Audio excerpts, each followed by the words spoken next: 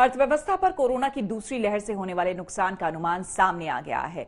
Barclays की report में night curfew और दूसरी पाबंदियों से इकोनॉमी को 80,000 करोड़ का नुकसान होने की आशंका जताई गई है। वहीं व्यापारी संगठनों का दावा है कि बीते 10 दिन में ही वो 46,000 करोड़ गंवा चुके हैं।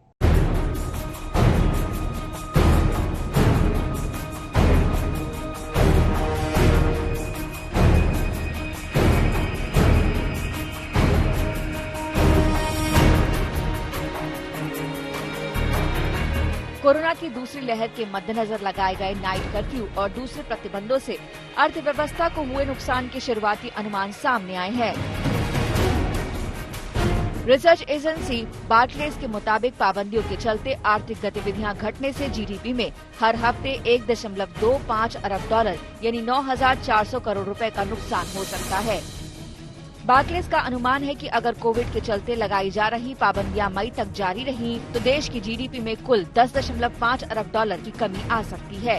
इस हिसाब से 2021-22 में जीडीपी 0.34% घट सकती है, जबकि जून तिमाही में गिरावट करीब 1.4% की हो सकती है। हालांकि अर्थव्यवस्था में इस कमी की आशंका के बावजूद बार्कलेज ने 2021-22 में जीडीपी ग्रोथ का अनुमान 11% पर बरकरार रखा है। लेकिन रिसर्च एजेंसी ने ये भी कहा है कि अगर पाबंदियां सख्त की जाती हैं या बड़े इकोनॉमिक सेंटर्स में लॉकडाउन होता है तो जीडीपी में कमी आ सकती है। अब महाराष्ट्र में 15 दिनों के लिए लॉकडाउन जैसे कड़े नियम लागू किए जाने से जानकारों को भी आर्थिक रफ्तार में गिरावट की आशंका है।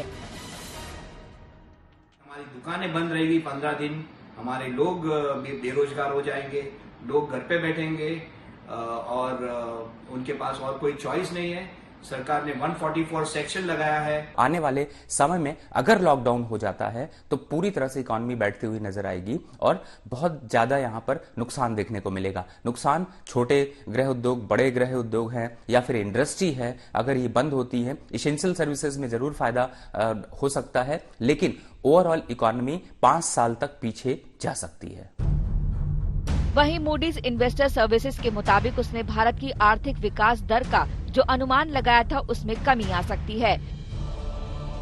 मूडीज ने पहले 2021-22 के लिए 13.7% जीडीपी का अनुमान लगाया था, लेकिन अब मूडीज को आशंका है कि कोविड की रोकथाम के लिए सरकार की तरफ से उठाए जा रहे कदमों से इकोनॉमिक एक्टिविटी घटेगी, जिससे मार्केट में गिरावट आएगी और खरीदारी का रुझान घटेगा। हालांकि बार्कलेज का ये भी कहना है कि एक्टिव केस के साथ रिकवरी भी बढ़ने से मई में कोरोना संक्रमण के नए मामलों में कमी आ सकती है। इसके अलावा लोगों को कोविड का टीका लगने की रफ्तार में भी तेजी आ सकती है, लेकिन इसकी सप्लाई में कमी आने की खबरों से टीकाकरण में थोड़ी दिक्कत आने का अंदेशा भी बार्कलेज ने जताया है। कोविड के केस में हो रही बढ़ोतरी के बीच महाराष्ट्र, गुजरात, तमिलनाडु और राजस्थान जैसे आर्थिक रूप से महत्वपूर्ण राज्यों में लोगों की आवाजाही पर पाबंदी बढ़ रही है। बार्कलेज का अनुमान है कि जिन इलाकों में लोगों की आवाजाही पर किसी न किसी तरह की पाबंदी लगी है, वहां से देश की जीडीपी में लगभग 60% का योगदान होता है। यानी 2 महीनों तक अगर कोरोना की दूसरी लहर जारी रही तो फिर अर्थव्यवस्था को नुकसान होना तय है। इंडस्ट्री हो या फिर छोटे बड़े गृह उद्योग हों, उन सभी में बड़ी गिरावट देखने को मिल सकती है, क्योंकि जब पिछले साल लॉकडाउन हुआ था तो पर डे 1 लाख करोड़ रुपए से ज्यादा का नुकसान था और उसको रिकवर करने में अभी जब पटरी पर आ रही थी इकोनॉमी, तब तक दूसरी जो लहर आई है कोरोना की, इसकी वजह से अब फिर से वो चिंताएं बढ़ गई हैं कि जीडीपी की ग्रोथ आगे क्या होगी। वहीं व्यापारियों की माने तो मौजूदा पाबंदियों से व्यापार को अभी तक 46,000 करोड़ का नुकसान हो चुका है। उनकी डिमांड है कि सरकार को अब उनकी मदद के लिए आगे आना चाहिए। अब देखना यही है कि क्या सरकार इस बार जान और जहान के संतुलन को बनाए रखने में कामयाब रहती है या फिर उसे इसमें संघर्ष करना पड़ेगा। आज तक ब्यूरो। कोरोना काल में सबसे ज्यादा बेहाल टूरिज्म सेक्टर रहा है। राहत पैकेजों में भी इस सेक्टर की सबसे ज्यादा अनदेखी हुई।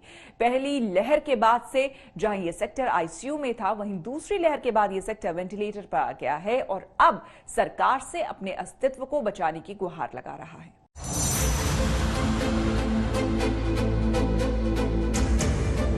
कोरोना की दूसरी लहर से देश का टूरिज्म सेक्टर बड़ी टेंशन में आ गया। पिछले साल कोरोना के चलते लगे लॉकडाउन से इस सेक्टर की कमर टूट गई थी। अब दूसरी लहर के शुरू होते ही टूरिस्ट डेस्टिनेशन पर 90% तक बुकिंग कैंसिल हो गई है। इससे रोजगार के लिहाज से महत्वपूर्ण माने जाने वाले इस सेक्टर को बड़ा झटका लगा है। दरअसल पर्यटन और होटल सेक्टर में करीब 5 करोड़ लोगों को प्रत्यक्ष और अप्रत्यक्ष रूप से कारोबार मिलता है। Federation of hotel and restaurant association of India के मुताबिक कोरोना की पहली लहर के बाद 20% होटल अब तक नहीं खुल पाए हैं। देश में ज्यादातर होटल कोरोना काल से पहले के मुकाबले 50% क्षमता के साथ काम कर रहे हैं। अब तमाम राज्यों में नाइट कर्फ्यू, वीकेंड लॉकडाउन समेत अलग अलग तरह के प्रतिबंधों से इस सेक्टर के कारोबार पर संकट मंडरा रहा है। अभी गाइडलाइंस आई है कि 50% कर दिया जाएगा सब कुछ, ऑक्यूपेंसी लेवल और आपकी सीटिंग कैपेसिटी 50% कर दी जाएगी। तो ऑब्वियस सी बात है, हमें स्टाफिंग भी उसी हिसाब से अपनी वो करनी पड़ेगी कि हमें भी 50% स्टाफ रखना पड़ेगा, या उनके सैलरीज है, उनके और एक्सपेंसेस है। तो इसी के साथ बिजनेस आज तक में मेरे साथ फिलहाल इतना ही। देश दुनिया की तमाम खबरों के लिए देखते रहिए आज तक।